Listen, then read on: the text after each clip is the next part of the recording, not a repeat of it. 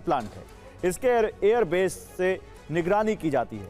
सुरक्षा के लिए डिफेंस सिस्टम तैनात हैं। तीसरे टारगेट पर बंदर अब्बास पोर्ट है, जिसे ईरान का गेटवे कहा जाता है। यहां naval headquarter, Hormuz command centre, missile depot और ड्रोन लॉन्च पैड मौजूद है। इससे आगे जास्क पर मिसाइल ड्रोन बेस है, जहां ईरान का अंडरग्राउंड कमांड सेंटर और नया खुफिया सैन्य बेस भी है। जबकि पांचवा टारगेट कोनार्क बेस है, जहां नेवल कमांड सेंटर है। सबमरीन फ्लीट बेस है, जिससे हिंद महासागर तक निगरानी रखी जाती है। जबकि सबसे बड़ा रडार सेंटर भी यहीं पर है। लेबनान में जंग रुकवाने की हर कोशिश बेकार हो रही है। हिजबुल्ला और इजराइल दोनों की तरफ से शांति की कोई कोशिश नहीं हो रही है। इजराइल ने अब लेबनान के गांवों को खाली कराने की नई रणनीति बनाई है। इजराइल अब ऐसे हथियारों को लॉन्च कर रहा है जिससे मामूली धमाके होंगे और आग लगेगी। इजराइल ने अब थर्मल बलून्स का इस्तेमाल शुरू कर दिया है। कोशिश है कि दहशत की वजह से लोग गांव खाली कर दें। थर्मल बैलून हवा के साथ दिशा तय करते हैं। बैलून में विस्फोट या गैस भरी जा सकती है। जमीन पर जहां तहां बैलून गिरने से आग लगती है। थर्मल बैलून्स बेहद सस्ते हथियार हैं। इससे बड़े इलाके में तबाही हो सकती है। जंगल और कई इलाकों में आग लग सकती है। इजराइल का मकसद गांव खाली कराना है। इजराइल ने फ्रॉन शहर पर हमला किया। फ्रॉन को पायलट जोन के तौर पर चुना गया था। समझौते के तहत हिजबुल्ला को इलाका खाली करना था। इजरायली हमले में मरने वालों की संख्या बढ़कर 4,247 हो गई है और 12,195 लोग घायल हुए।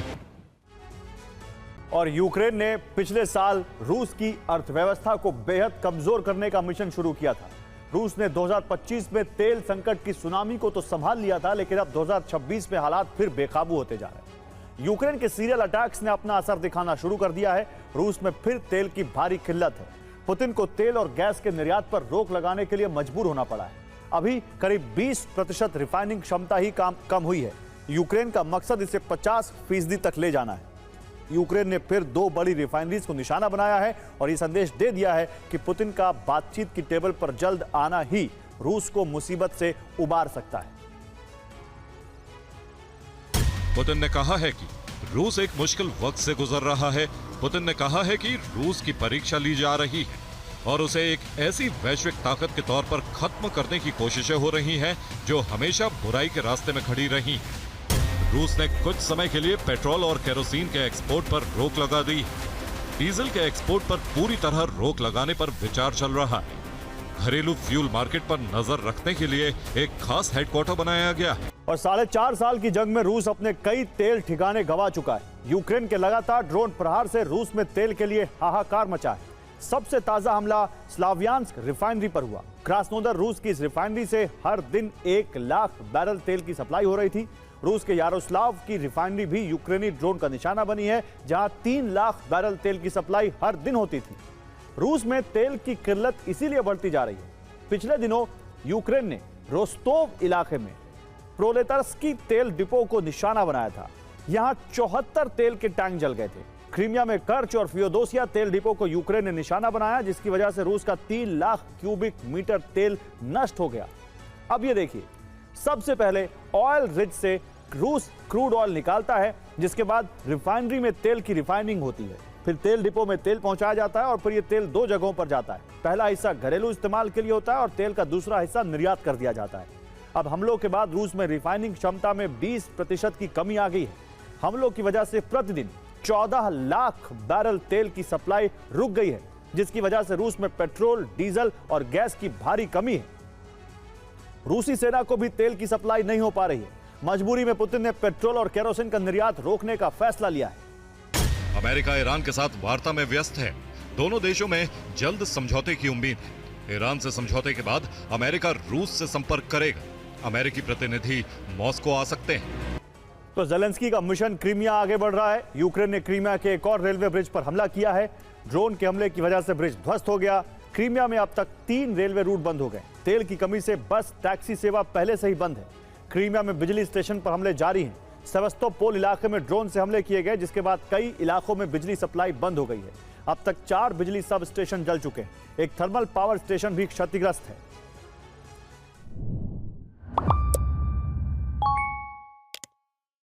और अफगानिस्तान से ही बड़ी खबर आ रही है। अफगानिस्तान की राजधानी में धमाका हुआ है। काबुल में धमाका हुआ है। काबुल के रिहायशी इलाके में यह धमाका किया गया है। धमाके पर तालिबान प्रशासन खामोश है, क्योंकि बीती रात सीमा पर पाकिस्तान ने एयर स्ट्राइक की थी। कई लोगों की मौत हुई थी। पाकिस्तान ने सीमा पर एयर स्ट्राइक की थी। क्या पाकिस्तान का ही लिंक काबुल में हुए इस धमाके से भी जुड़ा है? इस पर अफगानिस्तान का यह तालिबान प्रशासन कुछ नहीं कह रहा है, लेकिन यह धमाका बड़ा था। धमाके के बाद विस्फोट के बाद की तस्वीरें देखिए, कैसे आग लग गई। धुएं का बड़ा गुबार, काला काला धुआं यहां पर आप देख सकते हैं। अफगानिस्तान की राजधानी में यह धमाका हुआ है, और वो भी काबुल के सेंटर में, मध्य इलाके में।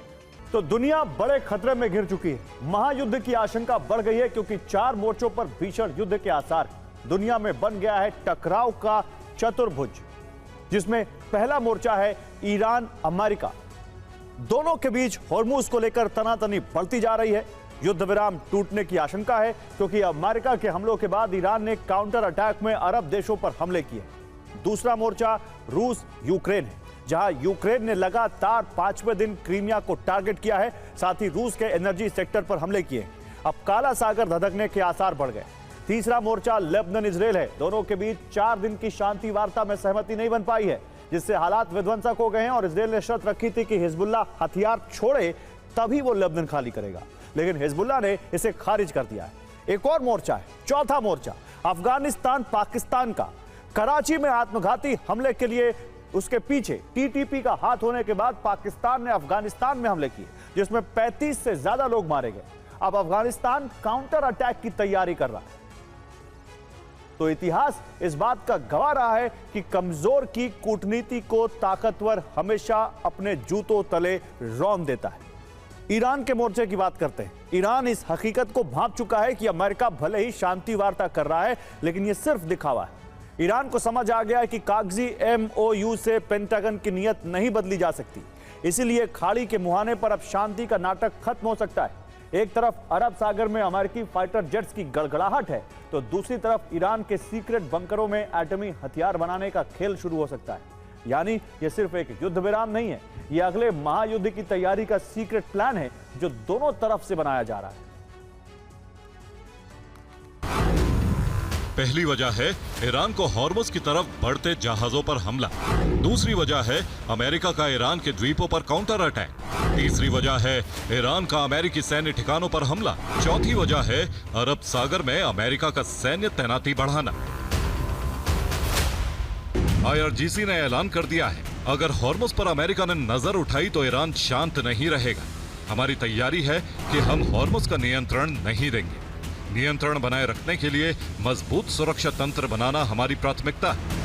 अमेरिका के मंसूबे को रोकने के लिए ईरान सीक्रेटली परमाणु हथियार बना सकता है। इसके लिए प्लान बना लिया है। हम आपको ईरान की न्यूक्लियर क्लॉक दिखा रहे हैं, जिससे समझिए ईरान कितने वक्त में परमाणु हथियार बना सकता है, जिसके लिए ईरान को यूरेनियम 90% तक संवर्धित करना होगा। इसके लिए 11 दिन 4 घंटे 17 मिनट का वक्त लग सकता है। अभी ईरान के पास करीब 450 किलो HEU यूरेनियम है, जो 60% तक संवर्धित है, जिसे 90% संवर्धित करने के बाद 14 वॉरहेड बनाए जा सकते हैं, जिनकी वॉरहेड यील्ड 18 से 21 किलो टन हो सकती है, यानी हिरोशिमा पर गिराए गए परमाणु बम जितनी। इन सभी वॉरहेड का असेंबली टाइम 7 महीने हो सकता है, यानी 7 महीने में यह हमले के लिए तैयार किए जा सकते हैं।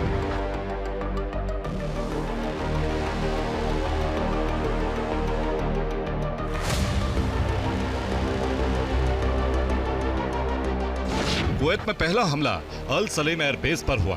उसके बाद दूसरा टारगेट कैंप आरिफ जान को किया। फिर कुवैत सिटी के दक्षिण में मौजूद कैंप भ्यूरिंग पर अटैक हुआ, और फिर अमेरिका का ट्रेनिंग और operational centre Ahmad Al Jaber airbase पर ड्रोन गिरे। इसी तरह बहरीन में सेंट्रल कमांड की 5th फ्लीट मुख्यालय पर हमला हुआ। फिर मनामा के पास शेख ईसा एयरबेस पर हमले किए गए, जबकि इससे आगे नौसैनिक सहायता गतिविधि केंद्र NSA पर हमला हुआ। इससे आगे जुफैर मुहर्रक एयरफील्ड को भी हमले से नुकसान हुआ। अमेरिका के टारगेट पर ईरान के तटीय इलाके हैं, जिसमें पहला टारगेट खर्ग आइलैंड है, जिसे ईरान की आर्थिक जीवन रेखा भी कहा जाता है। यह सबसे बड़ा ऑयल एक्सपोर्ट सेंटर है। यहाँ 90% तेल स्टोरेज यूनिट है। सुरक्षा के लिए एंटी एयरक्राफ्ट मिसाइलें हैं। साथ ही IRGC नेवल बंकर बनाए गए। दूसरे टारगेट पर बुशहर सिटी है, जहां न्यूक्लियर